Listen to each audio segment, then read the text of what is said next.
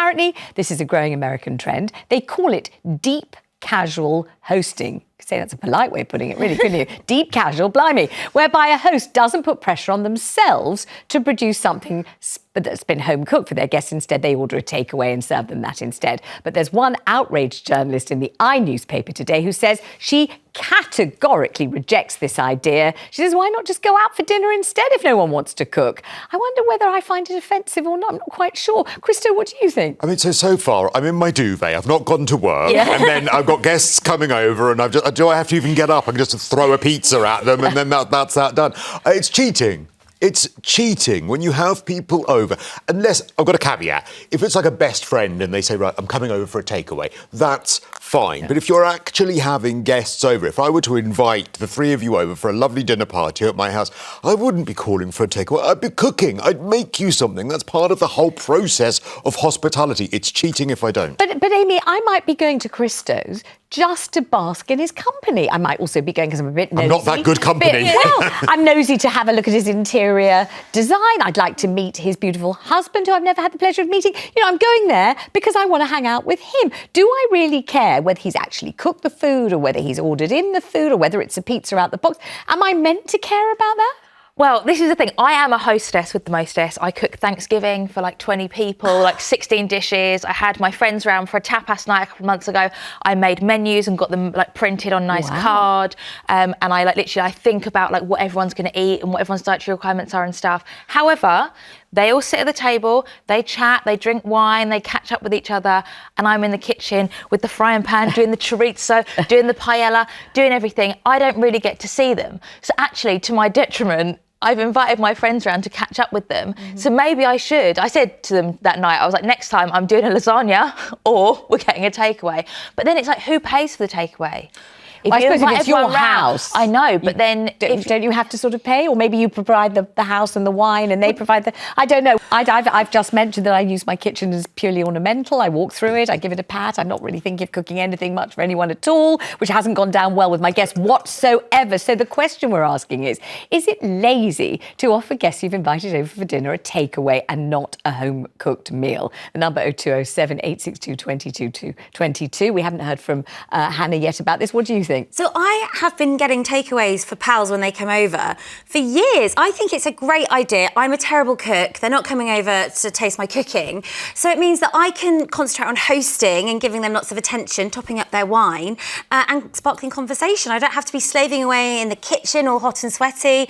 And everyone gets to eat what they want. You've got so many dietary requirements these days, you know, gluten-free, vegetarian, vegan. So everyone can just choose what they want and get on their way. I do agree, though. I do think that if you're hosting, you should get the takeaway. So you pay for the takeaway? I think that's a nice gesture if you can afford it. But having been to Christo's house for lunch, he doesn't do any of the cooking anyway. It's all his husband Carl. So no wonder he'd vote for the, cooking your own. Is that true? Is Carl the cook and you're just wafting about being charming? Smear on my good name. I mean, I have been known to do the odd spaghetti bolognese and that kind of thing, but he loves doing the cooking and the hosting and making sure the placemats are right, making sure that we've got all plates. We've got so much crockery from all the crockery he buys for all of this stuff. We've got cupboards, but we might need to start storing in your kitchen soon, actually, Vanessa. And it's not open for storage purposes, I'm afraid. Let's talk to Trisha in Hertfordshire. Now, I've spoken to her on this show quite a few times now, and I suspect she's a fabulous hostess. I bet you're a wonderful cook, Trisha, are you? Oh, Vanessa, I'm so sorry you've had to talk to me yet again. But are you a good cook? I just feel that you are. I have assistants, and I am a good cook. Yes, is the answer. So tell me about whether you would have guests over and serve them a pizza or a takeaway. No, I would say to my friend Sue, why don't you pop in and we'll get a takeaway? Yeah. And I would pay. If I was to speak to my other friend, Fran, I would say, oh, I'd love you and your husband to come for dinner. That's a different invitation. Her husband has prepared himself because he'd rather come home from work and lays in the chair, obviously. They've bought me a gift. They've got dressed up. They've slapped over. I'm going to give them a very nice dinner, Vanessa. What's your typical menu when you have that friend and the husband over for dinner? Okay, so maybe, Cristo will love this, some sort of little meze starter.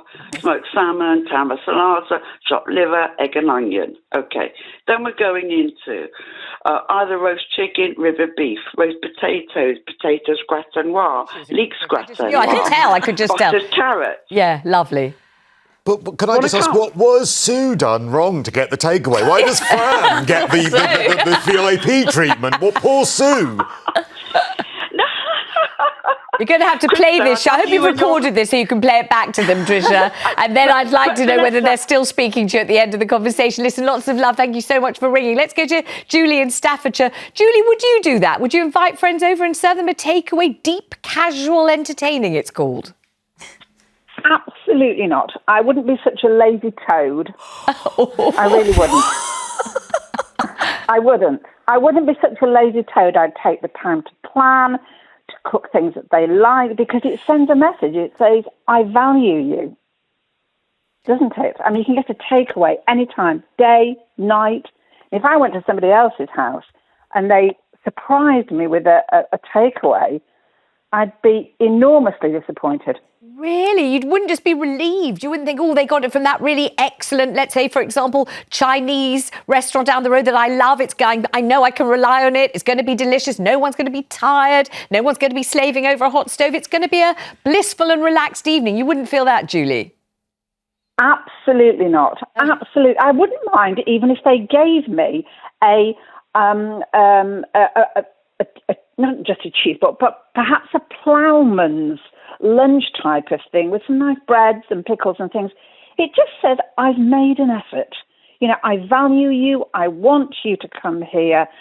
I've made this. I've bought a dessert from our favourite shop because I thought it would finish it off nicely, but to have done something is more important than to just pick a menu up and order everything. Okay, so when you invite us all over, because Staffordshire's a lovely, beautiful part of the country and we're all hungry, so you invite us over, Julie, to yours. What's on your menu? What are you going to serve us when we show up?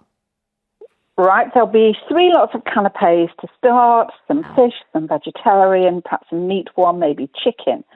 There'll be a fish starter, salmon wrapped in pastry, perhaps some spinach in there, perhaps maybe even a bit of tandoori in there just to zhuzh it up. For main course, it might be marimi chicken, it might be a carbonara of beef, you know, something you put in the oven to casseroles, you don't have to worry about it. Different potatoes, different kinds of potatoes, 4 different vegetables, a hot dessert, a cold dessert. Wow. And if they are big eaters, I'd throw in a cheese board as well. Cool. But, okay, well, just make sure you leave the address with the producer. Now we're going to end this call because we're on our way, aren't we? I'm starving after that conversation. It is lunchtime and everything. Gosh, Julie, wow. Let's go to Anne in Gloucestershire. Anne, deep casual, they're calling it, means you serve your guests a takeaway. Would you do that? That sounds amazing to me. I certainly would. I like cooking, but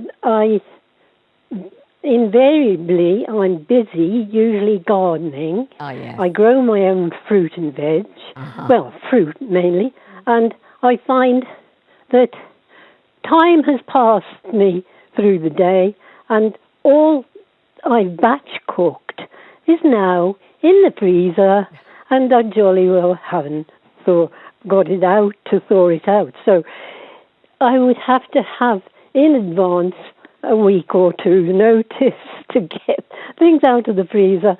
But I wouldn't do that on a regular basis. And the lady who rang before sounds a marvellous cook. I mean, my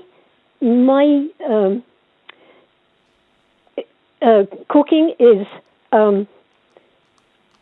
invariably sometimes good, sometimes bad. Tell me though about, because you really had me at gardening. That's where you got me, because I love gardening, passionate gardener. Not so passionate about cooking, but love gardening. What's your crop at the moment? What's your garden yielding now that's lovely? Well, strawberries, tomatoes. There's a few raspberries, but the hot weather has killed the raspberries almost. It's come to the end of the raspberries, like cold weather. Tomatoes like hot weather has been variable. So yes, tomatoes. You could have fresh bread, couldn't you? Some butter and just the latest crops from Anne's bountiful garden, and we could sing a lovely hymn about the harvest and live happily ever after. Sounds absolutely marvellous. Anne, lovely call. Thank you so much.